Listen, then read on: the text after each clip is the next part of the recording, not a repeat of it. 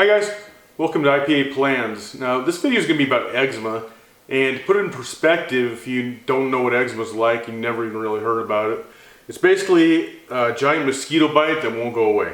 You know, in 3 days the mosquito bite goes away. This is just constant itch like that, only it just won't go away. So obviously I want to find out what's going on. Now it just looks like I've been burned. It's just scratching like crazy. And it looks like I've been burned in a fire rescuing a bunch of kitty cats. But now I've been in fires, seen kitty cats, but not at the same time, thankfully. And I wouldn't mind if it just looked like this, and I just whatever, when it went away, it went away. It doesn't even bother me. But it's that it itches so bad that I want to get rid of it as fast as possible. So if it just looked like this, I'd be dumping, a food here and there, going a month, seeing if that helped it, along those lines. But since it's itches so bad, I want to get rid of it as fast as possible. So I might try 3 or 4 things at once, and if it goes away, I might not know exactly what happened, and I care less. But anyway, there's several causes, and people that have eczema, and this is supposed to happen to like one out of every 3 people or something like that. So if you have it in the future, you might know maybe something to try. Now, lots of causes to this, and number one is I moved from low elevation, like 200 feet, to over 4,000. So just that change in elevation could do it. Also, about 7 years ago when this started, I was looking into chemicals and stuff, and everything from toothpaste to laundry detergent to dishwasher detergent, everything I use with chemicals. I was looking into it because I have COPD. And when you have COPD, just breathing any of those chemicals irritates you. And I can't smell perfuming. I can't go anywhere near, perfume or cologne or any of that stuff anymore. So even gasoline, it doesn't matter. If it's a chemical that smells, it irritates the lungs. So I was getting rid of all that stuff. And in the process, I changed my laundry detergent to, this free and clear stuff without chemicals, right? Well, that's a lie. Because I looked up the ingredients on, there's a site they put out by the Environmental Working Group. You can look up chemicals and stuff, and I'll post that link so you can look up all the chemicals and whatever you're using. But one of those chemicals comes up 7 out of 10, so 7 is real close to being real bad. And it comes up with this chemical, whatever, I forgot what it's called, doesn't matter. But it said right in the warnings it could cause dermatitis, and that's what another name for eczema is, dermatitis. So it's like, all right, well, I've been using this crap for 7 years, thinking it's free of chemicals, and it's on me for not looking up the names of all the 20-letter chemical.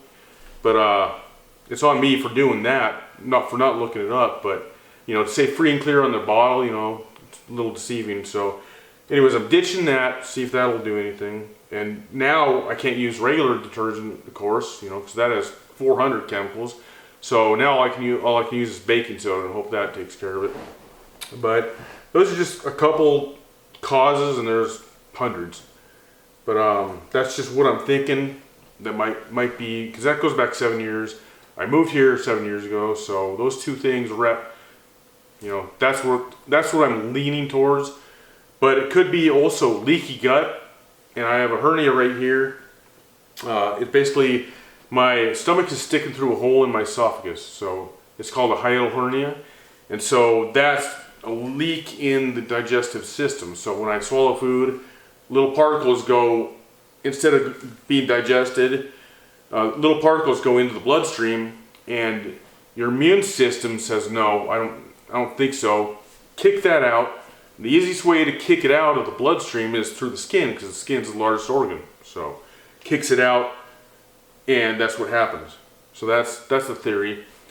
And I'm going to look into all that stuff. But for treatment, there's oils, coconut oil and olive oil and stuff that will take the burn and itch away temporarily. Won't last a long time. If I go to sleep, it might last till the next day, but I'm thinking that sugar sets it off big time. And so I don't have any regular sugar. I don't own regular sugar. All I got for sweeteners right now is date sugar, which is just ground up dates. So there's just barely any sugar in that, barely any carbs. So I'm thinking ditching carbs, ditching all sugar might do something. Other treatments are, the burdock root is an herb, and it's a blood purifier, and if you look up burdock root eczema, you'll see that it's indicated for treatment of that, so I'm going to try that. And burdock root is actually an herb. You can brew it like coffee, and it actually doesn't taste that bad, I don't think. It doesn't taste, like, if you know what turmeric tastes like and how it's horrible, burdock root tastes really, actually kind of good in a weird way. But so that's supposed to help, so I'm going to try that. And then also is Dead Sea salt baths. Now you can buy Dead Sea salt, put it in a bath, and I'll actually have to just put it in like a soaking tub, something like that, for 20 minutes, whatever. Also, one cause I forgot to mention, going back 7 years, is I've never had well water before in my entire life. So all of a sudden I have well water, and if you don't have well water, you need a big UV filter because it's not being filtered anywhere except your house. You run it through the tap without filters, then I mean you're not getting any benefit of any filtration from the city. So that's another possible cause. So those 3 causes I mentioned, it's just leaning to when I moved here. So hopefully I figure all that out, and I hope it's not, the solution is moving, for those 3 reasons, because that would be a giant waste, Anyway, but I'm gonna, this is just my first video on eczema, and I'm gonna keep track of this as I go along with the diet, and